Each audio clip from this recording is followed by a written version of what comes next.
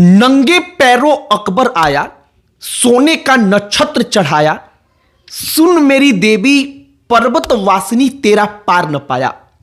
हां, बचपन से जो ये विंध्यवासिनी माता का आरती है वो हम सुनते आए हैं।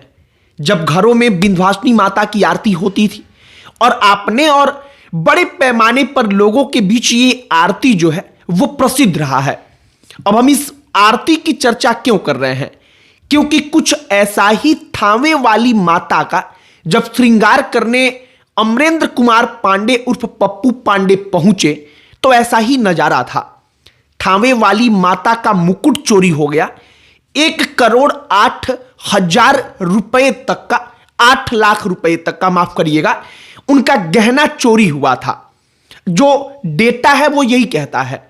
और पप्पू पांडे माता का श्रृंगार जाकर करते हैं तो वो 2,64,00,000 रुपए का नया गहना मां को सौंपते हैं। यह कहानी सोशल मीडिया पर बड़ी तेजी से वायरल हुई तो हमने भी सोचा कि आपको शुरू से अंत तक की कहानी बताई जाए। पप्पू पांडे ने कहा कि 24 घंटे के अंदर जो दुर्गा माता है वो उन चोरों का वध करेंगी और वो चोर गिरफ्तार नहीं होंगे बल्कि सीधे तौर पर दुनिया छोड़कर जाएंगे। उनके कहने का इशारा, उनके कहने का मतलब क्या था, इस पर भी चर्चा करेंगे, सब पर बातचीत करेंगे।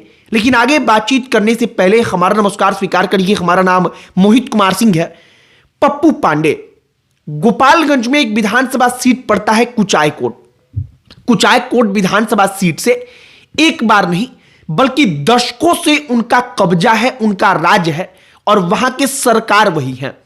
पप्पू पांडे को बाहुबली विधायकों की श्रेणी में रखा जाता है।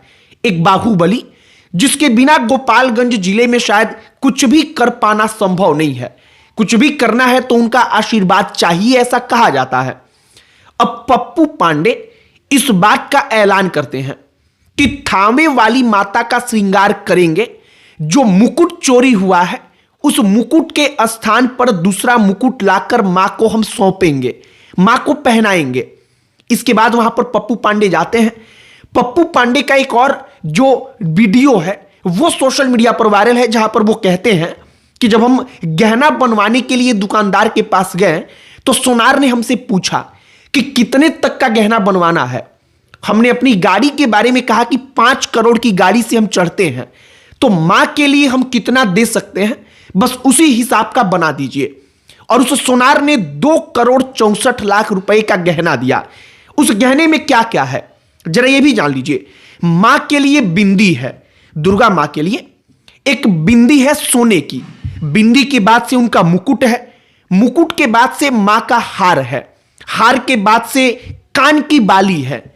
जैसा एक पूरे के पूरे महिला का श्रृंगार होता है, आपकी मां मेरी मां जब तैयार होती हैं तो मुकुट तो उनके पास नहीं होता, लेकिन हार, जो कान की बाली होती है, बिंदी होती है, इन तमाम चीजों का भी ख्याल रखा गया और दुर्गा माता के लिए वो तमाम श्रृंगार के सामान गए।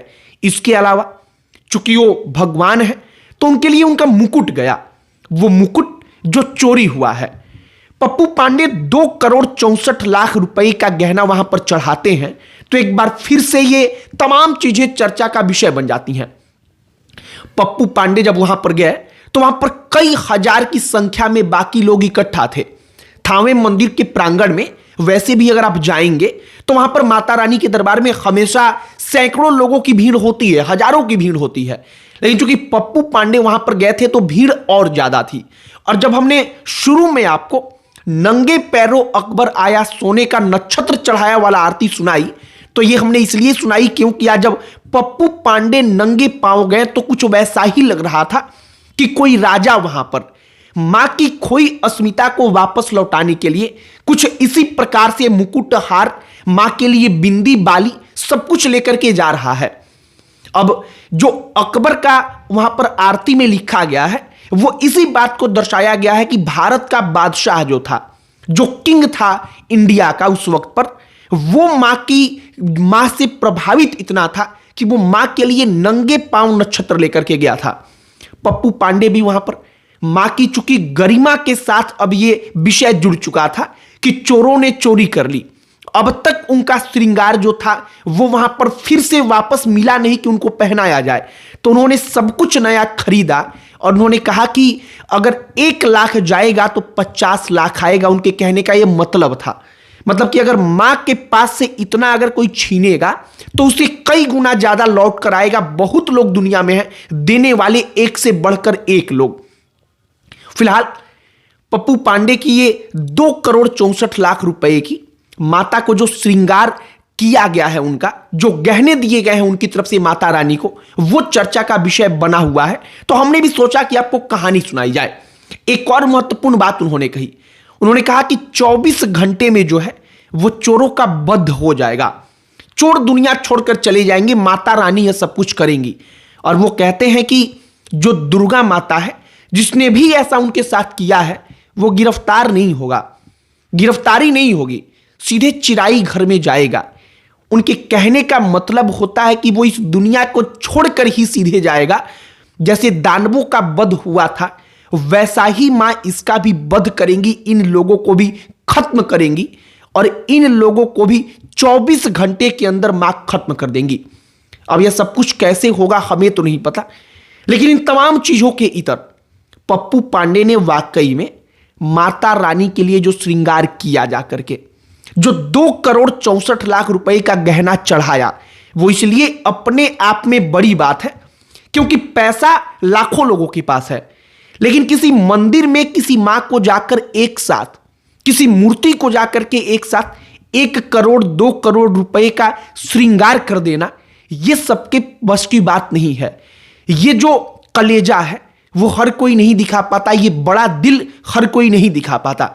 और इसीलिए पप्पू पांडे ने जब सब कुछ किया तो हमने तय किया कि एक एक कहानी शुरू से लेकर अंत तक की आपको सुनाएंगे, आपको बताएंगे।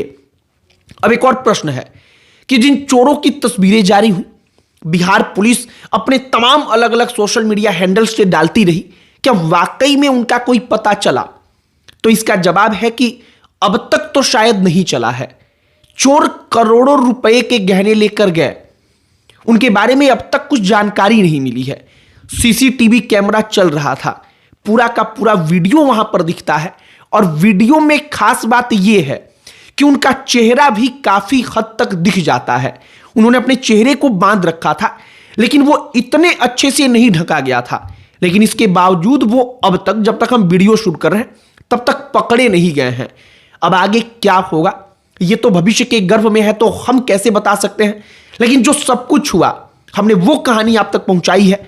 आपकी प्रतिक्रिया इस पर क्या है, कमेंट बॉक्स में लिखकर बताइएगा। बाकी अन्य कोई टॉपिक जिस पर आप चाहते हो कि हम वीडियो बनाएं, उस पर भी चर्चा करें, उसे भी कमेंट बॉक्स में लिखकर बताइएगा। इस वीडियो को यहीं पर समाप्त करते हैं। अंत में हमारा परिचय, हमारा नाम मोहित कुमार सिंह है। बहुत बहुत धन्यवाद।